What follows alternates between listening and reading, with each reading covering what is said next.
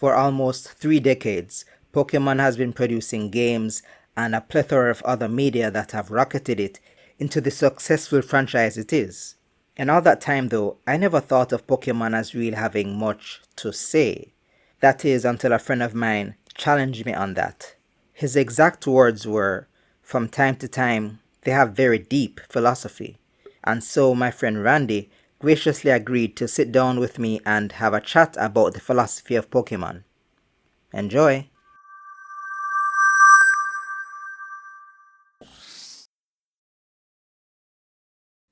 So, hello, I'm Ken Kwame, and this is my first ever interview for my YouTube channel. So, I admit I'm nervous, but hey, let us get into it.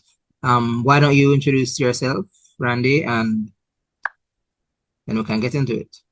Sure. All right. So I'm Randy. Of course, Randy Davidson. So I've been an avid Pokemon fan from wee little kid, really, because probably from the late 90s. So maybe a year or two after Gen 1 came out, around the time that Pokemon Yellow just came out. Hmm. And from then I just jumped in, never let it go, always been a fan. Played played every gen by now. There are a few years that I Everyone? didn't. Wow, Yeah, I played every gen. I've never I played went. Gen Okay, well, the gameplay loops really slow for Gen 1, honestly. 1. So you have to be patient, but it has a charm to it, Hmm. because you get to kind of experience, where everything began. Okay. Um, so yeah, where I really want to throw in my thoughts here is because my background's in philosophy, and even though, for the most part, Pokemon's really considered a kid's game, it's made with a base level um understanding for kids to enjoy. It also has a pretty deep lore that's evolved over time. And that's something I've found pretty fun. So I'm not a hardcore player by any means. I just collect the ones I like. I play through the story. But something that definitely always catches me is like dialogue, little tidbits of lore there that, fleshes out the whole Pokemon world. So So what, yeah, what that's the page we'll keep it on today. Yeah. Well, if I can ask you, say your background is in philosophy, is it that you have a master's, bachelor's? What do you have? Right. So I have a bachelor's and a master's in philosophy. Yeah. And I've done all of the general stuff you do in philosophy that would translate to a topic like this. Hmm. So metaphysics is a big topic, right? That's how not just mechanical things are which are in the sciences, but things like morals and ethics, things like spirituality, all of those topics that you can't measure in a lab are things that are of course heavily taken into consideration in Pokemon because you have physical attacks, you have special attacks. In a weird kind of way that translates into like physics and metaphysics. Like what's the difference between a physical attack in its nature, which is a special attack?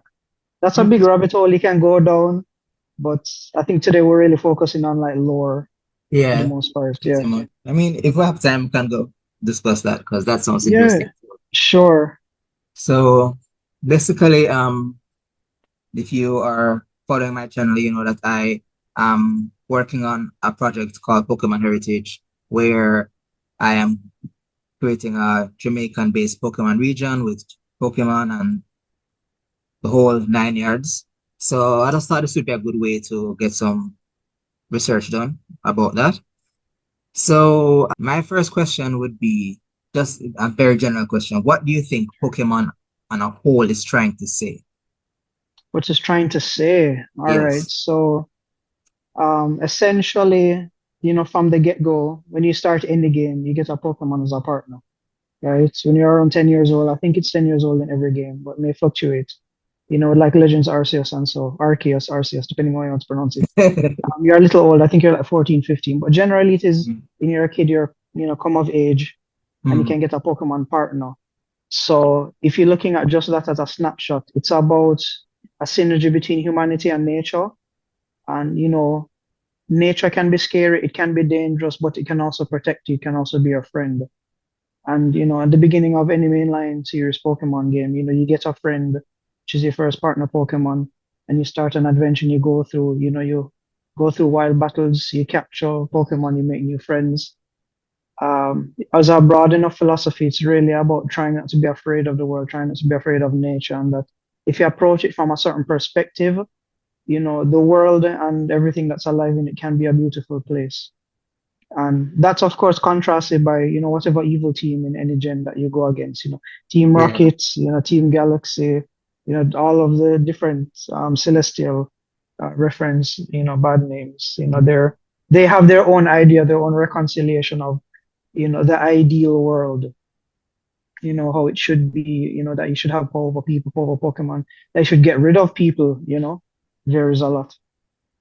So environmentalism is a big theme. Big, big topic.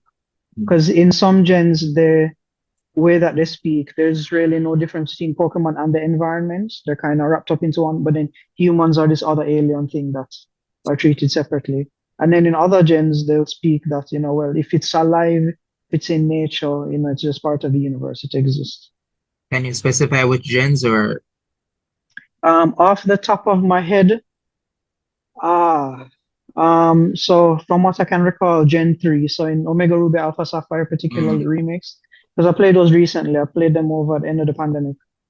In the end of the game, going over it in the post game called the Delta series, Steven and that other girl, I can't remember her name, that girl from the Dragon tribe. have too many names? You have too Trust me, it's a many. lot. It's a lot. But they spoke of like the origins of Mega Evolution, the origins of Mm. the old wars from back in X and Y. Um, and that humans have always been a part of nature as much as Pokemon have, even though they may have not coexisted. And luckily for us, that recently got fleshed out in Legends Arceus. So in different regions, I guess different timelines evolved of when humans finally started interacting with Pokemon. Ma- Before we started this interview, you told me you didn't really remember the story behind Sword and Shield. Have you looked into it since Right. then? I did a little bit, but honestly, not a whole lot. I just remember looking at, the rationale of Chairman Rose more than anything Hmm. else. But in all honesty, as an antagonist, he was a little bland for my taste. I You agree. know, I agree. yeah, So it was kind of more centered on Eternatus and trying to harvest this yeah. energy. So Um, yeah, I agree that it wasn't that exciting for me. And I thought that was the weakest Pokemon game that I've ever played. But I also find it very interesting in the sense of I don't understand what they were trying to say with that antagonist because yeah, he is there and he is basically trying to stop an environmental and energy crisis that's probably 1,000 years in the future. hmm, Everybody else is saying we have time, you don't have to rush through it, but he is so adamant that we should rush through it. So uh, I'm trying to figure out what would be this, what are they trying to say with that kind of antagonist? What, you know, I don't yeah. understand what they're trying to say. So even the discussion around that actually started even when we got the previews of what Mm, the world of Galar looked like. People are looking at the juxtaposition between the wild area and then some of the other cities that were developed that had that steam technology or steampunk kind of aesthetic to it. And are wondering if that's how the world is going to get fleshed out. And probably you could, assume a lot of things. It's for sure they didn't have enough time to finish Sword and Shield. It was not nearly as fleshed out as it needs to be, but corporate deadlines. You're gonna do what you can do. But um, Capitalism. if I could read into the story a little bit and infer stuff, Mm, I would say that Chairman Rose was probably looking at the modernization of the region. It was going too slowly because steam power is notoriously inefficient. The yield of power that you get in your mm, output is really, really low. So in his mind, maybe he was benign and wanted to, or benevolent, I should say, and wanted to look at a source of energy that was omnipotent or perpetual, like harnessing, the Dynamax power, Gigantamax power from Eternatus. Now, the ethics behind it, of course, even though Eternatus is like an alien Pokemon, it's probably sentient and self-aware. Can probably feel pain. You'd essentially be enslaving it for the good of humanity slash the Pokemon that would benefit from it. How ethical is that? Could you broker a deal with Eternatus somehow, even though it's kind of a natural disaster? Try and catch it and just say, hey, I know I caught you, but could you just like stay in a cage and stay and just power the whole region, please? Probably not too practical. Uh, mm. But there are lots of ways you can infer the story, even though we have so little to go by. It's still fun to speculate. Because Mm. eventually, if the franchise goes on long enough, which I think it will, we'll eventually get a Gala remake that will probably flesh out all of that lore. Mhm. Yeah. So you mentioned slavery. That's a good segue into my next point because my story deviates from typical Pokemon story in that in typical Pokemon there is no inequality. All humans basically are just living together peaceably. Hmm. But I kind of wanted to bring in some more real world history into my Pokemon story, which means that in Jemai there is a history of slavery. And one possible conflict is whether or not having Pokemon would be an issue for that, because is having Pokemon in general, as something you battle with, a living thing that you battle with, is that Right. slavery? Is that oppression? So what would you think about that as it relates to Pokemon? Yeah, so that's a very troublesome thing to reconcile because getting deep into it, right? You have to recognize the autonomy of Pokemon. They're sentient and they're self-aware beings, and they have feelings, they have lives, and they have families, all of that.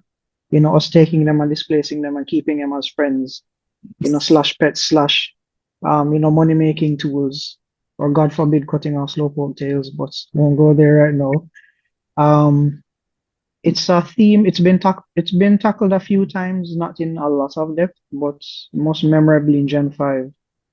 So in Black and White, that was the whole thing with Team Plasma. They thought that, Pokemon should be liberated, humans should not own them.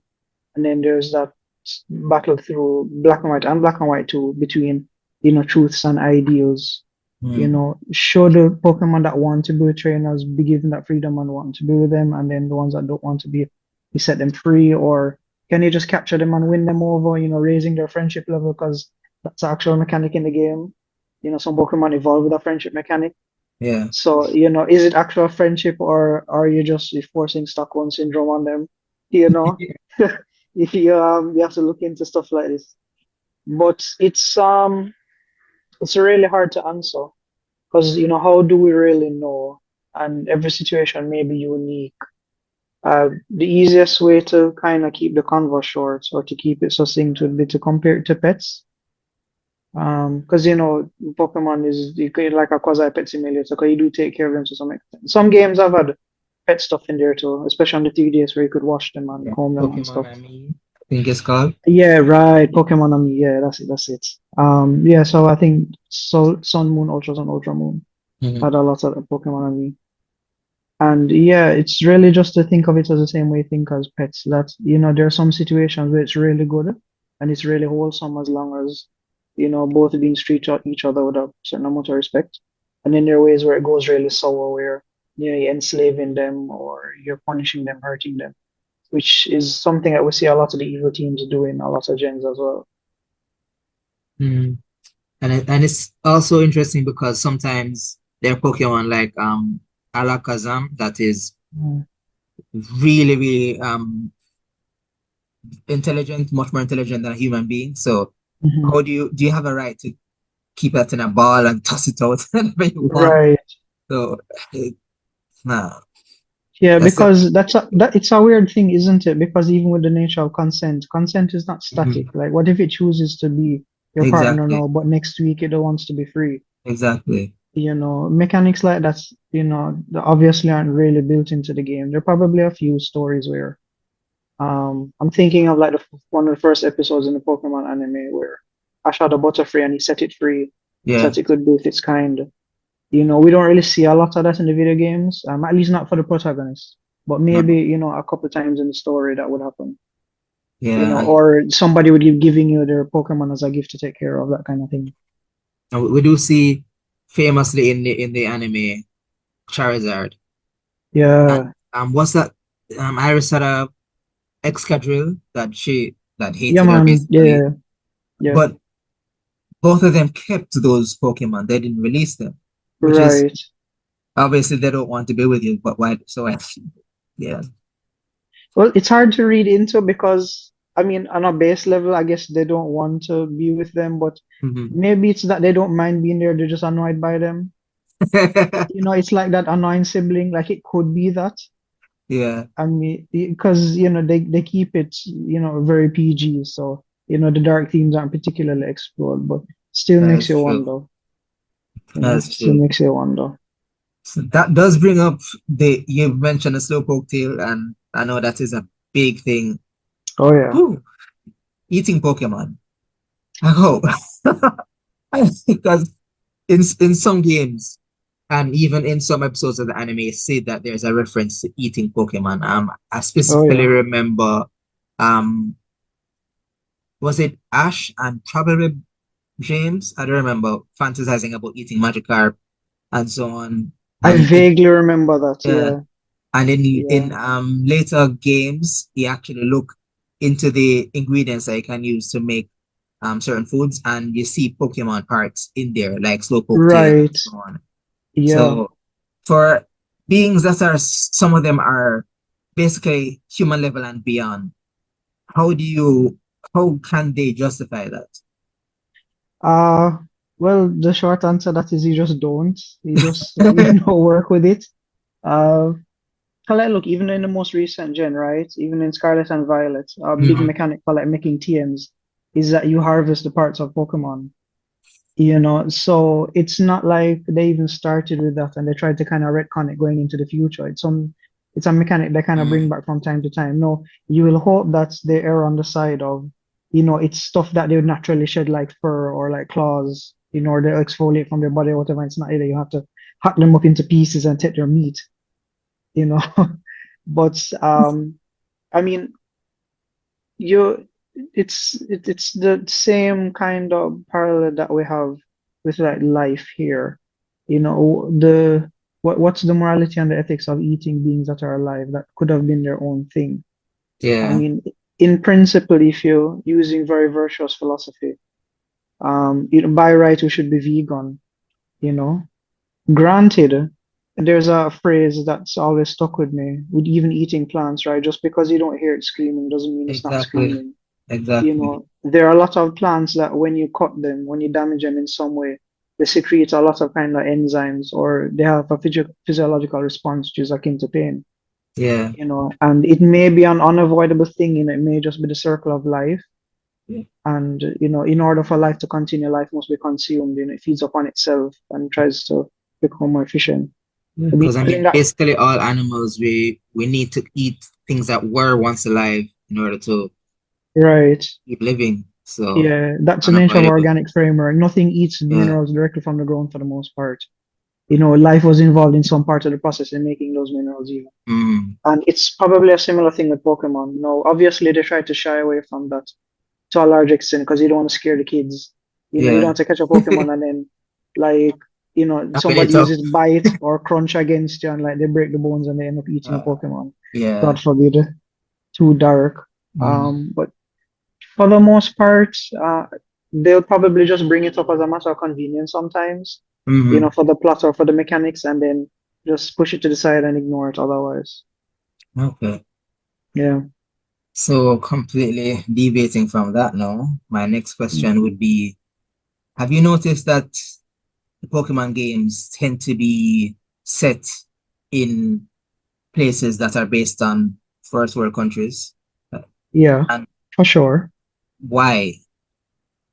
Um, I think more than anything else was probably a marketing thing. Mm. Um, I don't think they're necessarily malevolent with it, but you can say it's a bit unkind at the same time because you could easily build a region that's made up of developing slash third world countries. And a part of the mechanic is that you travel all across the globe or even through the ground or across the ocean, what have you, and kind of flesh out a lot of these places that would have really interesting cultures. But Yeah. there's a lot of potential to it. And this is straight into the project that you've been working on long term, where there's a lot of rich culture, a lot of rich anthropology and sources that you can draw from to make a really rich experience in a Pokemon game or a Pokemon anime for that matter. We saw that an example of that with Sun and Moon, because there's a lot of indigenous, Right, um, themes scattered throughout the game with the legendaries and the story. right. But even though they don't really acknowledge that too much, but we'll get there. True. I mean, yeah, there's sprinklings of it. Yeah. yeah, I, if I didn't play the Gen 1 games, but I remember the new Pokédex. Was it the Pokédex? I think it was Pokédex that it mentioned that the new fossil was found in Guyana, back then when yeah. before they actually, changed it to make it so that it was another world, not our world. hmm And I find it interesting that they chose basically a third world place as important to the story, and but yet there's never been a Ghana-based Pokemon region in all the years. It's been more than 20 years now, right? Yeah, for sure. Never. That's fascinating to me. Yeah, there's a corner of Reddit that's like dedicated to solving this mystery that I stumbled upon. I think it Mm, like a couple of years ago in the pandemic, mm. because I was playing through, what was I playing through at the time? I think I was playing through Emerald, and I'd found out about this hidden island that's only in Emerald. It's only accessible in the Japanese versions of the game, and it's called Mirage Island, and it's the only place that you can find Mew. Oh, Yeah, and there's like a whole lot of hidden lore behind it in some mangas and the Japanese version of the game. okay. And the from what I can remember is it was discovered by Mr. Fuji, who lived in Lavender Town, who used to take care of the Pokemon Tower. And he discovered the island, and there's some missing text on a sign there that's kind of rubbed off if you do make it to the island. And it says something about it being like off the coast of a place in South America or something to that extent. I hope I'm not mixing it up with something else, but I'm pretty sure that's what it was. And that was the only time we saw any continuity of like a reference to like another place, which, Guyana is in that region. Hmm. So you're wondering if they wanted to take it and flesh it out. Because even in the Yeah. Gen 1 games, there's a lot of stuff that got retconned, but they're still like sneaking hints to it. So like in on Cinnabar Island in the mansion, where the seventh gym badge is, there's a bunch of books with like the lore of Mewtwo in Mm. there. And like the first book that you read, it says Mew gave birth. And as far as we can tell, at least there's only one Mewtwo. Depending on what story goes. Some said there's more than one Mewtwo. Hmm. Multiple were created in the lab. But it says Mew gave birth. Some people say, well, when Mew gave birth, it wasn't really Mewtwo it gave birth to another Mew. Hmm. Because we've seen in mangas a couple of times, or there have been multiple Mews, or there's like a regular Mew and a shiny Mew playing together, that kind of thing. Um, So but yeah, would that Mew is mean that they took the baby Mew and tweaked it to make Mewtwo? They may have done that at some point. I know at least the first Mewtwo that they made was made from the fossil of an eyelash of Mew that they found in Guyana. Okay. Um, so that's how at least the first Mewtwo would have been made. If there's actually more than one, well, it depends on which storyline you follow, because there's a lot of divergences between the games and the lore. Should probably play the Gen 1 games because I'm really confused about where Yeah, Mewtwo. it honestly, it's really messy, and going through Gen 4 and Gen 5, they kind of tried to unite everything and make a reconcilable, central, coherent timeline. But by the time they got to Gen 6, it got really messy because in the 3,000-year war that happens in the history of Gen 6, the universe split into two timelines.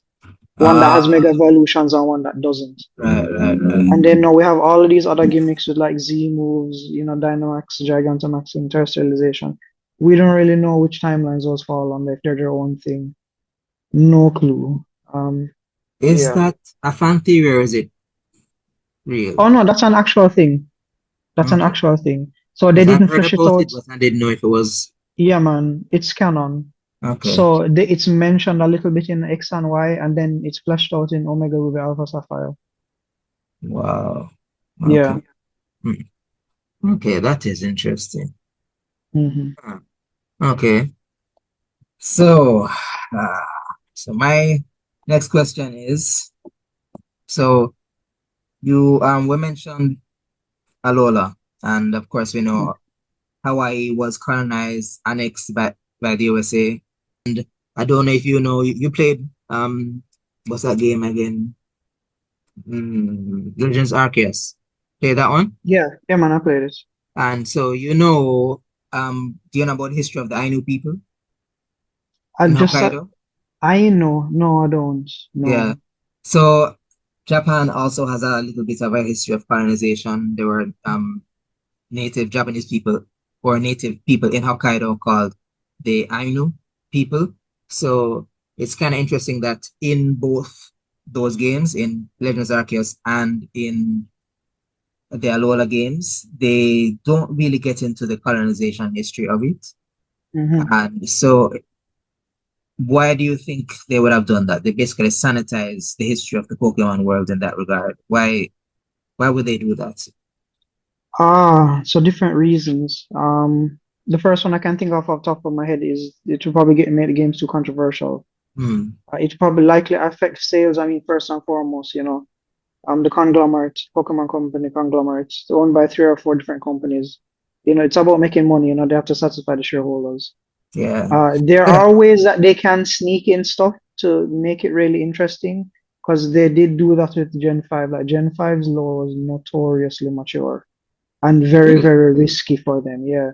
Which game was Because that? so this is for Black and White and Black 2, White 2. Okay. Like they touched on the idea that Pokemon shouldn't be slaves without using those specific words, but they did so many, many times, and it was really risky for them, but luckily it paid off. But they probably towed the line too much and they pulled back. They Hmm. wanted to keep it without having to probably raise the ESRB rating or, annoy certain demographics and say, no, I don't want my kid playing no game or something like that, kind of thing. Yeah. Yeah, so Yeah. that would be the main thing. But on top of that, to keep the game simple enough, to make it accessible to young enough minds without, having to deal with too much of an ethical conundrum. Um, I could see them fleshing out more mature themes in like the Legend series though, because they definitely do make those for a more mature Probably. audience, because it's much more action adventure based. You have to have certain kind of reflexes and reasoning to understand the mechanics of those games. So that's something that I would expect.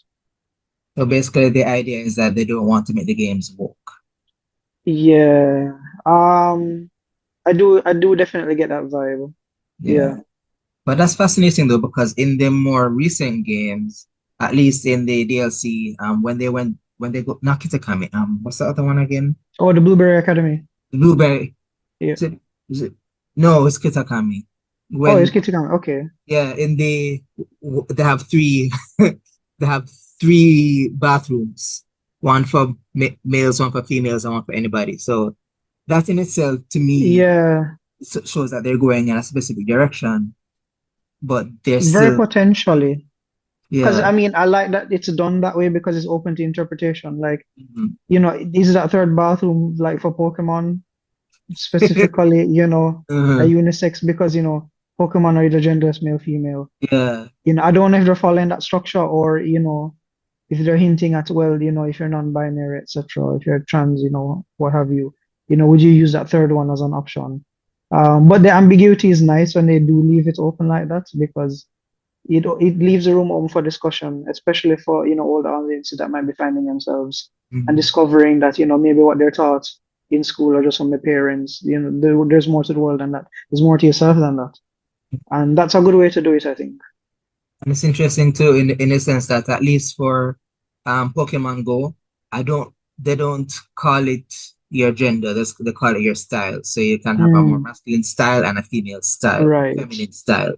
So that's interesting too. But at the same time, they don't allow androgyny in that game, really. You just choose one of those two styles. It's still right. binary. Uh, Yeah, I feel like specifically for Go, because it's such an openly accessible game, they mhm. probably do it to comply with norms of most countries, especially westernized countries. Yeah, Yeah, that's probably what it is. Not to upset the demographics or the governments. yeah. Yeah. What I did find interesting though in Scarlet and Violet, I think there was a lot of gender play in this game. Mm. So a lot of the characters seem either androgynous or I can't remember the name of that male teacher that wears apron, I believe, and he's a very good Oh, cook. yeah. And there's a Somebody in the Elite Four as well that wore Elite Four, suspenders. Yeah, yeah, and there's an Elite Four woman that looks very either non-binary or for butch, sure. butch For lesbian. sure. I I'm not think good with they had names, long but green hair, if I remember yeah, correctly. yeah, Yeah. like that. I just found that very interesting, and it's like they're right on the edge. They're not really going over the For set. sure. And I think it's safe for them to do that within a certain capacity, given that Yeah, there's also a lot of genderless Pokemon. You yeah, know, in the lore Pokemon, they can probably lump people into identifying as genderless too, at least in an indirect way. yeah, And for sure, I'm sure a lot of players would enjoy that if they don't identify strictly as male or female or man or woman or whatever. Yeah. exactly. So my next question would be: have you noticed that there's almost no voice acting in Pokemon games? Um, Yeah, very, very in little. in what's it called in Pokemon Legends Arceus, there definitely is very minimal voice acting. Like the actions, you can hear the characters' Hmm. movements sometimes, but why do you think they would have done that? And is that, yeah, Oh man. So something that I just remembered as you mentioned that was Pikachu in a lot of the modern games would be saying Pikachu and making all the yeah, cries that he does. He doesn't anymore in Sword and it Shield. doesn't, it doesn't. Yeah, that's wild. And I don't know. Either. True, because in yeah, because from Let's Go Pikachu and Eevee, Eevee's cries Mm, were its name. And even when you put it in the Pokeball Plus, if you put a Pikachu or a Eevee in there, it'll make all of its normal cries, but in a Pokemon you put in, it's just their digital mm, sounding cries. First one I'd say is really just budget constraints, honestly, even though, I mean, it's a Pokemon company, they don't have any budget constraints. They're the most profitable franchise in human history, right? They beat out Disney and Marvel and all those other franchises that there's no tomorrow. So maybe they're just conservative with the developments, or maybe I want to even say they've done some R&D and they find that some of the charm goes away if you voice act. Um, Chances are they'd have to change the form factors of the games a lot in order to incorporate their rendition of voice acting that they would want to do. But I think it is something that they should experiment with because it makes our story so much more immersive. Um, One thing I do yeah, like about it though is that it makes the games kind of more equal in the sense that deaf people, they don't have to worry about going to turn on captions, it's just automatically there. for And then sure. at the same time, there are people who might have dyslexia or something that might have difficulty reading. Right. So yeah. So yeah, that's a good point because not just Pokemon, but Pokemon's been pivotal to this. But a lot of video games that are text heavy, a lot of people have learned or refined their knowledge of languages through Hmm. playing text-based video games, and yeah, So I have less and than one even minute left. okay, fair. Yeah. So Zoom, you're not getting my money. I'm sorry to say so. I'll just put it 40 minutes. So can't remember where we were. Oh, the correction thing, you want me to drop that in real quick? Yes, yes, that'd be good. So yeah, so earlier I mentioned that he was from Mirage Island in Emerald. So Hmm. that's a different island. It's actually from Faraway Island. I did a quick check. So Okay. the Bulbapedia is really good for Pokemon lore because they document everything, everything. Yeah. So yeah, Faraway Island, you could only unlock it in the Japanese version of Emerald, the real life events. You get the ticket Mm. transfer to your Game Boy. Mirage Wow. Island is a different thing. It was like some astronomically low rate of encountering it in the sea, and it's an That island one that that can pop appears up in for that. different places. No, this one only pops up in one place, Okay. in Emerald. And if you get onto it, the only thing you can catch there is why not. That's it. Nothing else spawns. That's weird. Yeah, it's really, really weird. Nobody knows what the hell it's about. But yeah, it's the egg thing. Yeah, That is weird. Okay. very weird. I mean, hey, whatever floats their boat, I guess. Yeah, they always have little really weird Easter eggs like that in each of the games that, you know, they just sprinkle there, I guess, for the people that are really hardcore. that Hmm. they can hunt them out.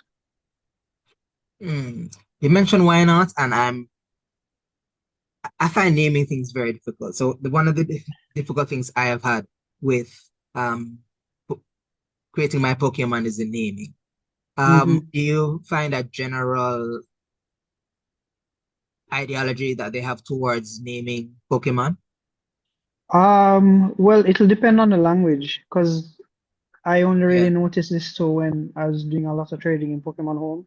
I'd get a Hmm. lot of different Pokemon from different regions, and it's wild to see how different the names are, and especially when you try to translate them. Like the Yeah. German ones are always really funny because they're like super literal. Yeah. I can't remember any off the top of my head, but like if anybody's curious, you can always Google them. Like some of them are hilarious. The general naming scheme, at least for the English ones, because those are the Mhm. ones who are more familiar, of course. You would be a lot more familiar with the Japanese ones probably than me, Mhm. because of your affinity for Japanese, the knowledge of Japanese. But yeah, the naming schemes probably it's a play on words or just the direct name from Japan, or they'll try to find some transliteration with what it looks like and how it sounds in English. So like even like Or a portmanteau, mixing yeah, two of words both of together. them. Yeah, yeah, yeah. So like common ones like I mean just a lot of them like Smoliv comes to mind. Hmm. Small olive. And using the current um what's it called? I don't know what the word Right, is. nomenclature and meme words Yeah, and stuff. yeah, meme So like culture, that's it. yeah, so Right. like lechonk, hilarious, Yes. hilarious, love it, and it kind of immortalizes the time that they were their inception was That in, is which is true. fun. That is true. Because that gives them some history And I've been trying to think of some Jamaican puns and Jamaican proverbs and stuff that I could use to for inspire sure. Pokemon names. And I don't know, it's definitely something that can be used to Oh yeah, immortalize pieces of culture. So that's definitely cool. definitely. I mean, by right to do stuff like that, you should really have a team. It's hard to do it as one person. You need like a bunch of historians and probably linguists and stuff because, Mm. according to the name that you guess, I guess that affects the Pokédex entry heavily as well. So Mm. yeah. But I mean, that's why I have you out to ask for advice Yeah, because we just all bounce ideas because it's a fun process. it's a Yeah. long process. Oh yeah. Oh boy. So, oh yes, we were talking about the voice acting, and you Yeah, said man. the last thing was that just for the sake of getting it done as quickly as possible and saving Hmm. money and stuff like that. So, but do you think there's a chance that in the future they might expand out to including Ah, voice acting? Do you think that's a s- possibility? yeah, I think it is. So, if I had to just go with my gut feeling, I feel like a time would come um, where they'd go in the direction that they went with Let's Go Pikachu and Eevee, Hmm. meaning the jump from Ultra Sun, Ultra Moon on the 3DS to the next main series game, which was Let's Go Pikachu and Eevee on the Switch. It looked really good. It was so well polished. It didn't have voice acting, but it was really crisp. The production quality was phenomenal. To this day, it is still the best looking Pokemon game by far, in terms of the models and the textures and the moves and everything. And then Yeah. when we got Sword and Shield, everybody was like, yo, like, what the hell happened? Yeah, it just doesn't You seem know, like the same franchise. not at all. Because apparently originally Sword and Shield was supposed to be built for the 3DS. They were Mm, initially, yeah, so they had to kind of rush that and scale this up for the Switch. But yeah, so back to the voice acting thing. I feel like they'll probably go back to their roots of how they wanted to develop a really cinematic looking game. That Let's Go Pikachu and Eevee, make it a lot more mature. Probably put a few darker themes into it and really flesh out that story and make it have a lot of gameplay, yes, but there'll probably be a lot of cutscenes that flesh out the dialogue and the lore. I feel like that's the direction I'll take it. So it almost feel like you're watching an anime or a movie while they're playing the game, and that's kind of the Nintendo formula to some extent too. I feel like they'll take a lot of heavy inspiration from like Legend of Zelda and Xenoblade, games like those where the lore really ties into a lot of the cutscenes and the dialogue. but I do find it interesting that at least in the earlier games, this the sprite-based games, the 2D ones, Hmm. it it sets up a foundation for Pokemon. And I think that Pokemon fundamentally is a text-based game. Even though, they have visuals and stuff, it is still very text-based. So when one thing happens, the text comes up and things don't happen simultaneously. So Mm. and True. so I find it interesting that even though they have 3D models, it's not really a 3D game in that sense. It's Yeah, I get you. it's and why do you think that they would have not gone ahead? Because I played Final Fantasy, and the gameplay from the first Final Fantasy game I've played, which is FF8, Mm. and the more recent ones, completely different. Mm. And it just seems like Pokemon is still the same game, really. Yeah. Do you? Um, so what I suspect behind that is because of the nature of its success that they've been following a Hmm, certain general formula. For each gen, they've probably been very cautious about breaking it too much. hmm, So they'll add in their gimmicks recently, like you have the Megas, you have the Dynamaxing, you have the Terrestrialization.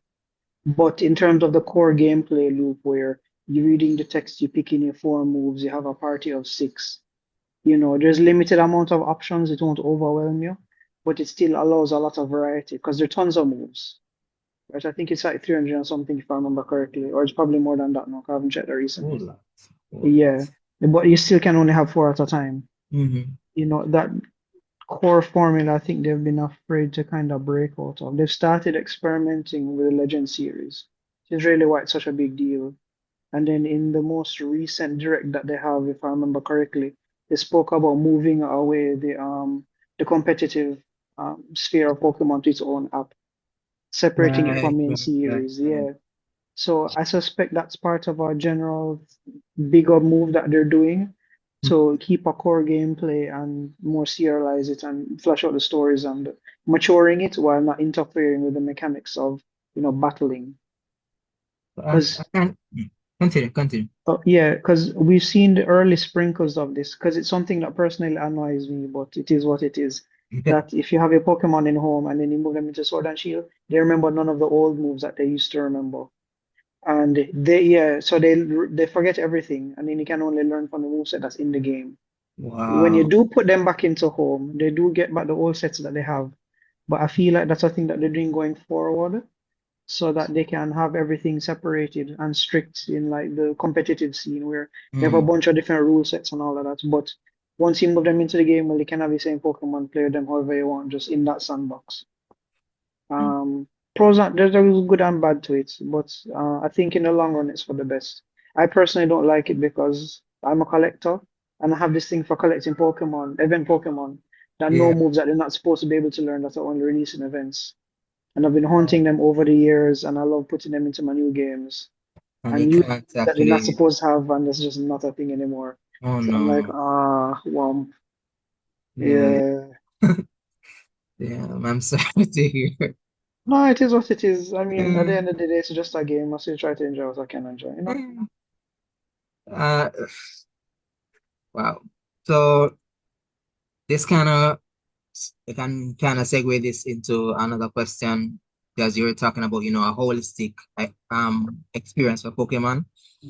So when of course you and I were much younger, I noticed that the games and the anime and the manga too, very different experiences. And I've Oh yeah. realized they've started to kind of bring them together. Like they in the series, in the anime, they don't have a limit of four moves.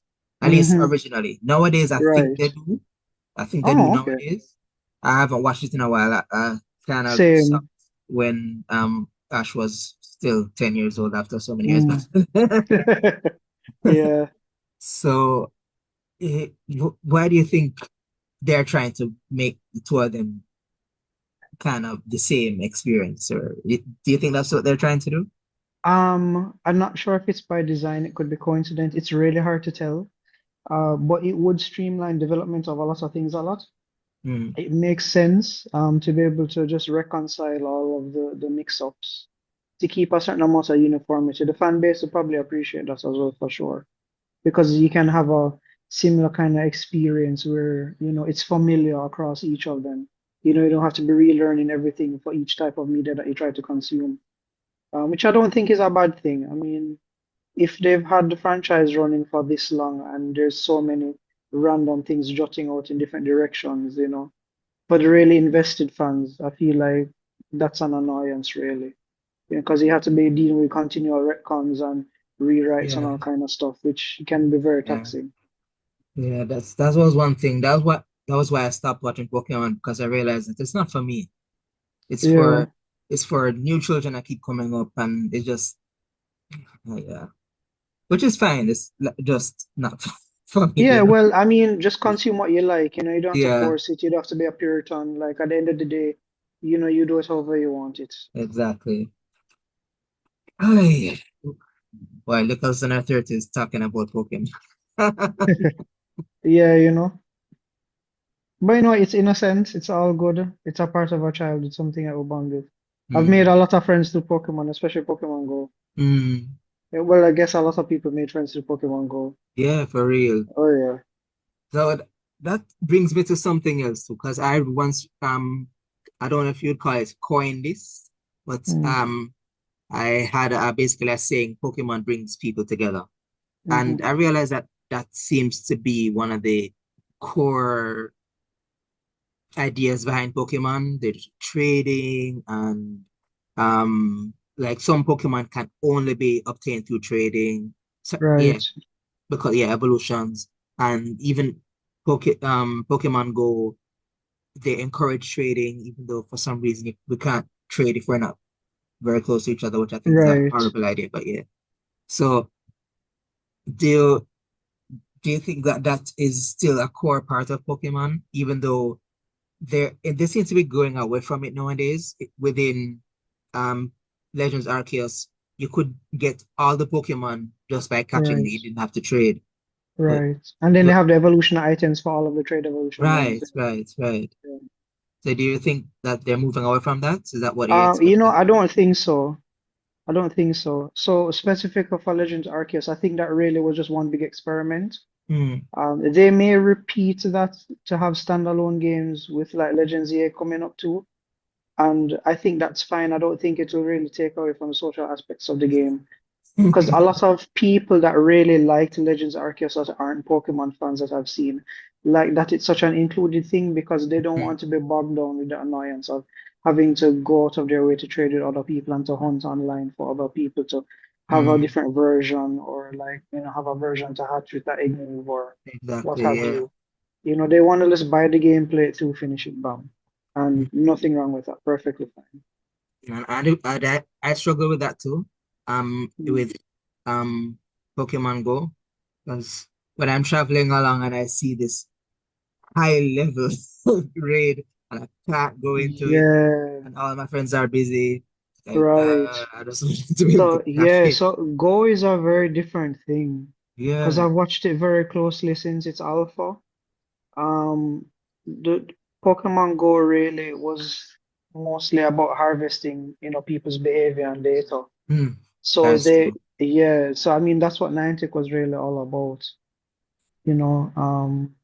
So they were incentivized to build the game in such a manner where you would meet up with people at events. And I mean, the socialization and the funds you make and the memories you make are all great, but they're also harvesting your movement data like there's no tomorrow, because you can see, which people trade with whatever, whoever option, where they trade, the population density in those places. Hmm. It's a lot of data. So it's really, you could have skinned any game on top of something like that. Because Hmm. originally the base platform for Pokemon Go was another game called Ingress, which basically did the exact same thing. But once you put on the Pokemon skin, it makes it a lot more appealing. But yeah, Go is its own nutshell. The old beast. Oh yeah. Yeah. Oh boy. I mean, I do like it for one thing that it was the only legitimate way we could get a shiny Mew. Because there's no more, event back in like 2004, 2005 repeating Mhm. in Japan in person with a cartridge to maybe catch a shiny because they have to shiny hunt it after that. Yeah. And the base rate is 1,892 back then. So you're going to be resetting for weeks or months to get your shiny me. Yeah. So I Wow. got my shiny me from Pokemon Go. I'm glad for Go for that. I don't think I got one. No, I didn't get one. I'm jealous. So they re-release the event, I think, like every year and a half in Yeah, Pokemon Go. So it will come back in the future for those that didn't get it before. hopefully, because I actually like me. I didn't expect to like it, but I like it. Oh, it's always been one of my favorites, Yeah. always. It has such a great lore because I'm a lore junkie. So hmm yeah. Okay, so we've talked a lot about lore and what the Pokemon Company and whoever else owns the Pokemon Hmm. intellectual property they want to do and that kind of thing. And so, for the sake of people who, like me, don't know much about philosophy, how does all that tie into philosophy? Oh, so that's a really long convo. There are lots of different angles we can look at it. But like the one that jumps out at me a lot is just the philosophy of ownership. Okay. So this is a pretty wide thing, but it's one of the reasons why I enjoy the video game Pokemon franchise a lot. hmm So um, big picture, right? In the last 10 years, video games have been moving over from physical media to digital media because it's a lot cheaper and it's a lot more profitable. Because the Yeah. digital games, for the most part, other than sharing accounts or if they have built-in um, share like game sharing between accounts, usually time limited anyway. Digital games are usually a lot more profitable because with a physical game, you have to ship it, you have to make the cartridge, you have to quality test it, all of that. But specifically with Pokemon, that's what I like is the continuity, meaning the Pokemon that, well, Gen 3 going forward up to now, any Pokemon that you can catch, you can keep for the rest of your life if you want. You can always carry them into a new game, or you can move them to your cloud storage or move them back to a game that you previously played. Now, for most gens, if you move it to a newer gen, you can't move it back to an older gen, but that's no longer true with Scarlet and Violet. You can move them back to the previous gen at least. So that's true for Switch. But the reason why I say I like that is I compare it to like other franchises like Digimon that don't have mechanics like that, where the collection mechanics, all of your work and how much ever you enjoyed playing with the starter Pokemon or whatever, you can always carry it forward to another game, newer game, and teach it new moves, do all the new features with it, all of that. No other game franchise has one that's nearly been lasting that long. And if they do experiment with something like that, it's not nearly as neatly done as a Pokemon. Because I still have Pokemon that I've had from like 2003, 2004 that are in Scarlet and Violet now. Like Wow. I still have my first starter called Blastoise, right? And because he was my starter, Squirtle in Fire Red. And I named him Squad after the Squirtle Squad. And he still has yeah, and I still have him to this day. And something like that has a lot of charm to it. Mhm. And it's a nice thing to have in this day and age where, the ownership of things is kind of frowned upon. Everybody wants you to rent things, Yeah. rent a license and stuff like that. Yeah. But we've seen that blow up with like video streaming and stuff like that. Um, um, YouTube and Netflix, Spotify, all those things. You Mm. don't own the things that you consume anymore. You basically just rent access to them. But Pokemon at least has a way where, even if the entire franchise shuts down, you have a way where you can still keep them and move them through new games and new iterations.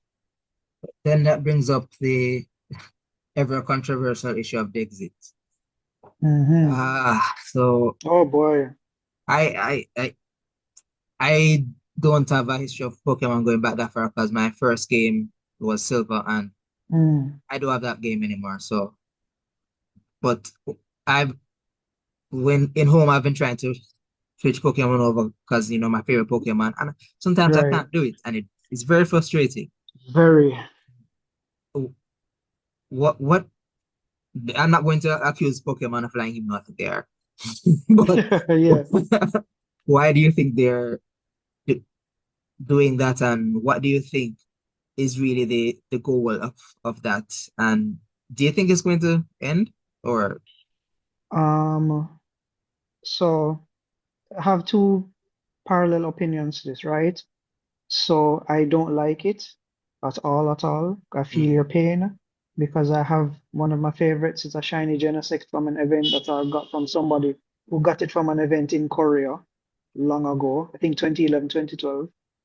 Yeah, and I met them through online forum and Reddit, and I did a trade for it, and I've had it through every game, and I cannot play with it since character and very frustrating. So I feel you, but yeah, Dexit. So I hate it, but at the same time I understand, mm, right? To have to because we're over 1,000 Pokemon now, and it's hard to have to account for every little dynamic in every game of like the move sets, the weaks, the type sets, the immunities, all of those things. Like they can do it. As I said, it's a Pokemon company, the richest franchising of all time, right? But I understand the reason for scaling back. I also think it's a little nefarious too because it kind of it has this ingrained artificial scarcity in it. That I got to stick around and I have this dream of I have a Pokemon sitting down in bank, or well home now I should say, and yeah, maybe I get to use it again one day, but it's just sitting there. yeah, You know, it's frustrating. My hopes are that in the future, maybe like as an anniversary game or something, they make one really really big game where they're like, hey, everybody's here. Kind of like similar to what they did with Smash Brothers on Switch, where they just literally brought in every character from every previous Smash game. I feel like eventually Pokemon would do something like that. Maybe in like a MMO type kind of thing, or maybe as just like one big expansive game that has like a bunch of different regions in it or something. That's my hope. Um, and here's the hoping. yeah. Because I do get that too. That it's Yeah. difficult when you have more than 1,000 Pokemon and counting. Hmm. It's hard to balance it and all that stuff. But like I remember they were saying that it's because of they were future proofing the models, and they're saying that but if you're future proofing the models from back then why can't you just use them now in the future? So Right. it was very weird. And no, they don't allow us to have certain Pokemon in the main game, and then the DLC we can use those Pokemon. So this seems like a whole money making thing. It is. It is. Because like they could easily just have made the DLC like index it, Hmm. right? So and I'm not totally against a mod like that. Because in some games, right, you only like in the base game you can only play with that gen Yeah. that's new to that. And then after you beat the Elite Four or a post game, you unlock a national dex and then everything just pops up in the wild. They could have done something similar to like the Scarlet and Violet, where only the Gen 9 stuff are available in the wild. And after you post game, everything gets unlocked and you have a national dex. Or if they still want to make their money, just throw that into a DLC. Just say, okay, if you download the DLC, you're also purchasing the national dex. And in addition to the storylines or whatever, you can transfer your whole horde if you want Yeah. from Pokemon Home. They could have easily done that. That's not a resource thing. Thing that kind of irritates me. They Yeah. incentivize us to catch a lot of Pokemon. Right. And within the game, our boxes end up being super full. So we have to use home Yeah. and have to pay for home. And so it's just, I don't know. That's how it is. Yeah, That's how it is. that's how they make their money, I guess. Yeah. Yeah. So I believe we have exhausted everything that we want to talk about. Is there anything I that you think would want so. to add? Not particularly. I mean, there's a lot more topics that could come up, but I guess Mm, that's something that we can just, make another list in the future to see what we yeah. didn't cover in this one. Because I mean, it's a rich history, it's multiple decades, so Hmm. there's a lot to say. So based on everything that we have discussed so far, what do you think would really be most relevant for me to remember as I continue developing Pokemon heritage? So what would jump out at me with that is try your best to keep it true to its roots. Hmm, Like you had mentioned, the difficulty of coming up with names. Names are very important. They kind of have a power and a prowess to them. hmm, And choosing names that link very heavily with that Jamaican history, Jamaican lore, Jamaican mythology, however you want to word it, is what really brings up the richness of a lore. Because imagine at the end of it when you have everything fleshed out and there's even like a game made, whether it's a ROM hack or what have you, however direction it goes. hmm. People that are from here that play it will really have, that familiarity and that inspiration to say, hey, I wonder if this came from real Jamaican history, Yeah. and it will make people want to kind of go out and explore. And they say, yeah, I got into like, wanting to learn about Zemis because of this game that I played, that I tried. And, it just developed this awe-inspiring curiosity for them. Hmm, And even for the people outside of the region that have never exposed any kind of Jamaican culture, it's a really nice segue for them to be able to explore something that's so made here, hmm. and I think that's a beautiful thing. All right. So thank you very much. I really appreciate it. And Thanks for having me. maybe another time we'll come up with something. And I For hope sure. everybody enjoyed watching it and let me know what you think. And thanks again, Randy. All right, take care, guys.